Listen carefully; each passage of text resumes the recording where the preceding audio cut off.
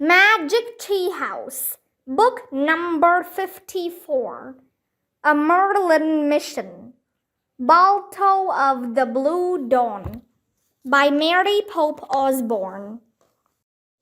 Chapter 9, Balto of the Blue Dawn. Jack climbed out of the sled as Annie stepped off the runners. A thin layer of ice covered their faces and clothes, but they were both laughing as they stamped their feet and swung their arms. "You made it back!" Oki shouted. "What time is it?" asked Jack. "Almost 6 o'clock," said Oki. Jack smiled at Annie. "With time to spare," he said.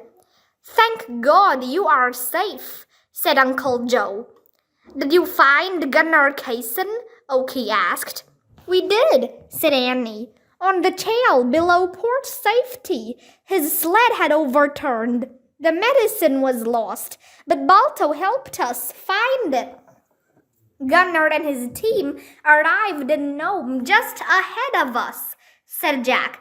"They're delivering the medicine to the hospital." Uncle Joe closed his eyes and sighed with relief. Oki couldn't stop grinning. He pumped Jack's mittened hand and Annie's too. Thank you. You are champions." "Don't thank us," said Jack. "Thank your dogs. They're the real champions." Oki opened the gate to the dog pen. The team of huskies walked in, panting wearily. Jack and Danny helped Oki and Uncle Joe unhitch the dogs from their necklines and tug lines and pull off their harnesses. Then they massaged the dogs' backs and legs. Oki gave the dogs water, and Jack and Danny fed them dried fish. The huskies wolfed down their meal and then howled with gratitude. As the sun rose over Nome, the 8 brave dogs curled their bodies into the bright snow, covered their noses with their tails, and closed their eyes. "Take a long rest, team," said Jack. "You deserve it," said Annie. "Let's go to the hospital," said Uncle Joe. "Yes," said Oki. "We'll walk with you," said Annie. Uncle Joe hobbled on his crutch as the 4 of them headed to town. Reflecting the brilliant blue of the early morning sky, the snow itself looked blue. By the time they arrived at the hospital, a small crowd had gathered. Jack saw Mayor Maynard and Gunnar Kaysen surrounded by a group of reporters with cameras and notebooks. Gunnar's huskies were off to the side. Children were petting them, and photographers were taking pictures. As the dogs smiled and panted, Jack could see their clouds of white breath. "The newspapers are here," said Oki. "The whole world will soon hear this story. We will tell everyone what you have done, Jack and Danny. They will honor you too." Oki and his uncle walked faster. "Whoa, wait," Jack said to Annie. "Stardust." "Right." Annie reached into her pocket and pulled out the dark blue box. "Are you coming?" Oki called back to them. "Yes, we'll be right there," shouted Jack. As Oki and his uncle headed toward the crowd, Annie lifted the lid of the tiny box. Silvery powder shimmered inside. "We wish to be forgotten by everyone who saw us on our mission," Annie said. Then she tossed the contents of the box into the air. Like tiny grains of windswept snow, the stardust flashed brilliantly over the street. Before anyone could even look up, the silver dust evaporated, and the sharp, crisp air was clear again. Annie put the tiny box back in her pocket. "Done," she said. Then she and Jack headed toward the gathering in front of the hospital. When they drew close to the crowd, Oki caught sight of them, but then he looked away, as if he'd never seen them before. His uncle did the same. Gunnar Kaysen also glanced in their direction, but his eyes passed over them without interest. "I guess it worked," said Jack. "Yeah, no one remembers us at all," Annie said. She sounded sad. Jack felt a little sad too. "Mayor Maynard, tell us about the heroes of the Great Seerdom race," a reporter said. Mayor Maynard proudly stepped forward. "For 5.5 days, 20 mushers and more than 160 dogs hauled the life-saving medicine to Nome," he proclaimed. "How many miles was that?" a reporter asked as he scribbled on a pad. "Nearly 700 miles, said the mayor, "and 2 of our citizens from Nome heroically took part in the relay, Leonard Sapala and Gunnar Kaysen. Both mushers had strong lead dogs.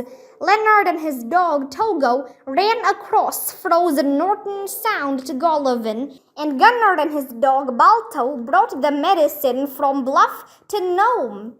Another reporter yelled to Gunnar Kaysen, "Congratulations, Mr. Kaysen. To what do you owe the success of your part of the relay?" "I owe everything to my lead dog Balto," said Gunnar.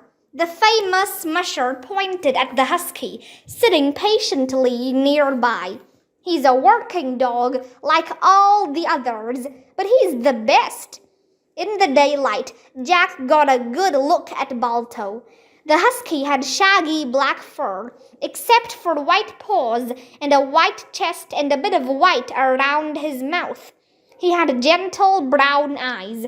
"You told the mayor that you lost the medicine in an accident at one point," the reporter said. Gunnar nodded. "Yes, that's right. Yes, I did." "And how did you find it?" the reporter asked. The musher shook his head.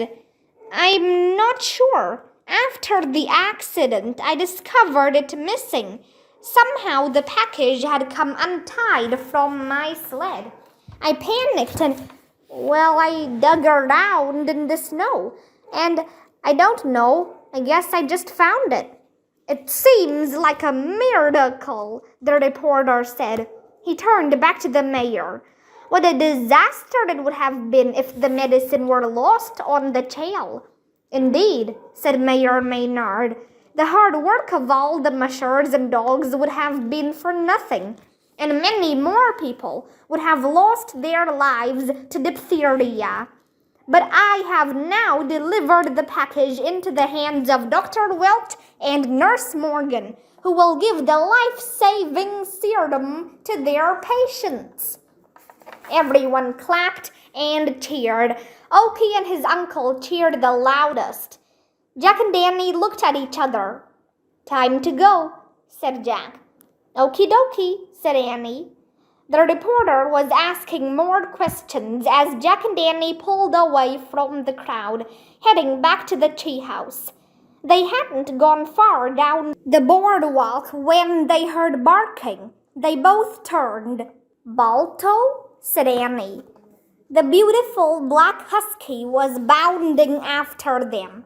"Balto," said Annie. She knelt in the blue dawn and reached out her arms.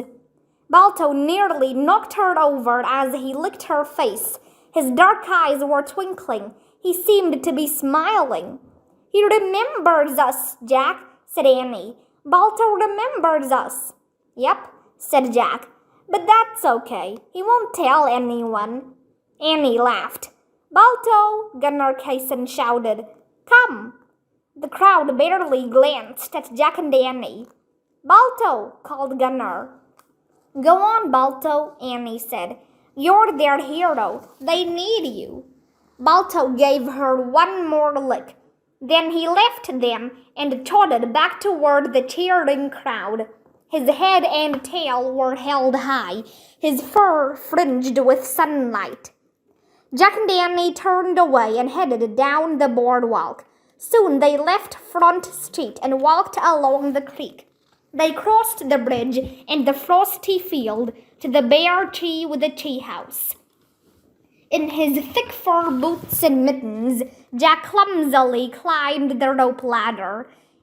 When they looked out the window, they were nearly blinded by the dazzling reflection of sunlight on the snow and the ice-covered sea. "Mission accomplished," said Annie. "I guess we helped save lives," said Jack.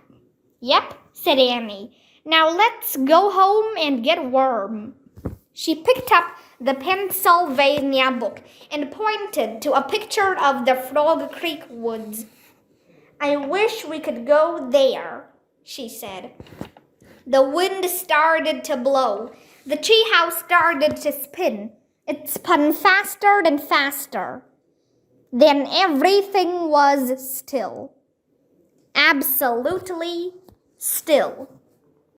Chapter 10. A gift? Jack felt warm, wonderfully warm. He was wearing his shorts and t-shirt again. No time at all had passed in Frog Creek. It was still twilight on a summer night. "Nice," said Annie. "Really nice," said Jack.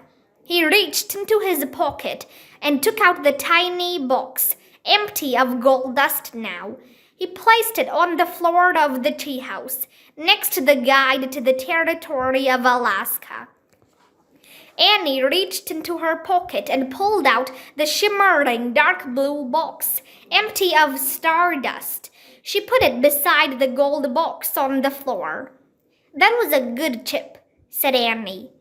"Yeah, a little cold, a little stressful," said Jack, "but all in all, very good." "The best part, of course, was the dogs," said Annie. "Totally," said Jack. "Come on, let's go. Let's go home." He started down the rope ladder. "Huskies are great dogs," said Annie, following him. "Yep," said Jack. "Strong and brave. And really smart, too. Like St. Bernards. Remember Barry in Switzerland?" Annie said as she stepped off the ladder. "Of course," said Jack. He smiled and shook his head, remembering the giant crazy puppy high in the mountains. "And remember when Morgan turned Teddy into a terrier?" said Annie. "Of course," Jack said.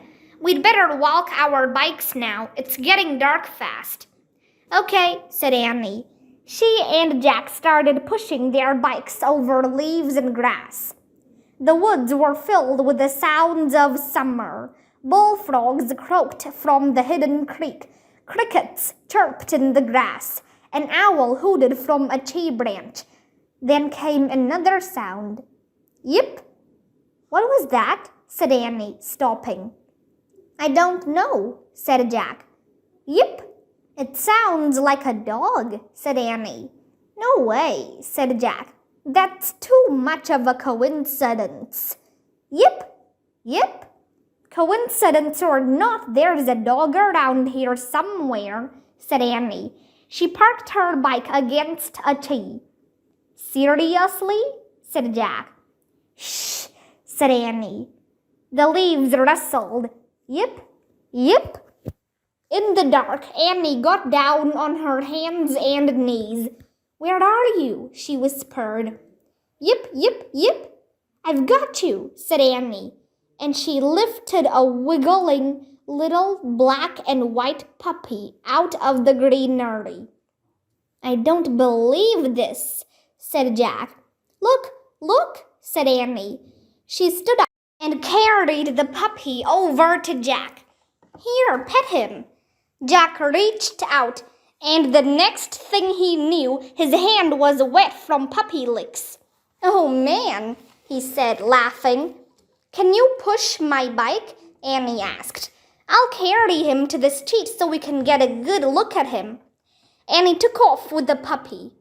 Jack tried to steer two bikes through the woods. Annie's bike twisted and fell over, but Jack finally got a good grip and wheeled both bikes out the sidewalk. Annie was standing under the street lamp, cradling the puppy in her arms. "Let me see him," said Jack. He parked the bikes and looked at the puppy under the light. The tiny dog had beautiful big brown eyes. His curly black and white fur was soft and shiny.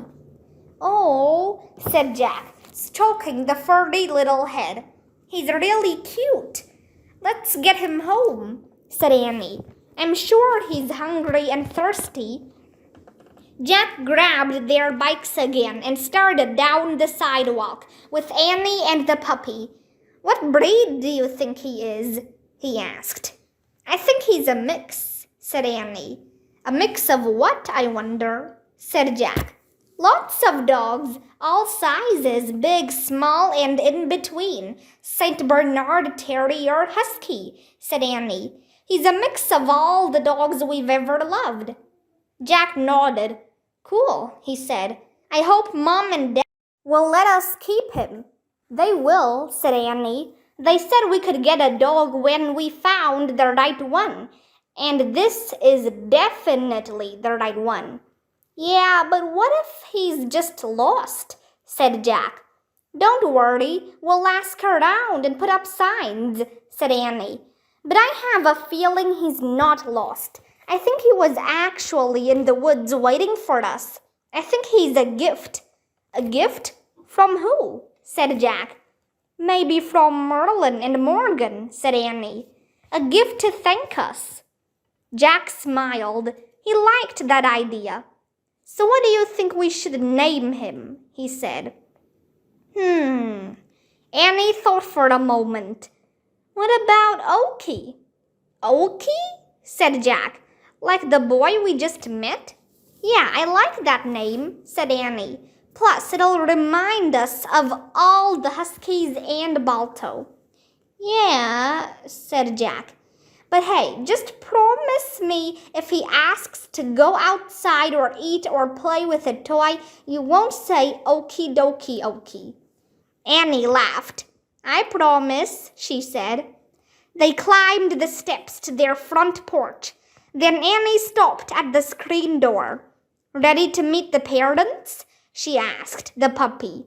"Yep, yep." "Okie dokie okie," said Annie. "Let's go inside."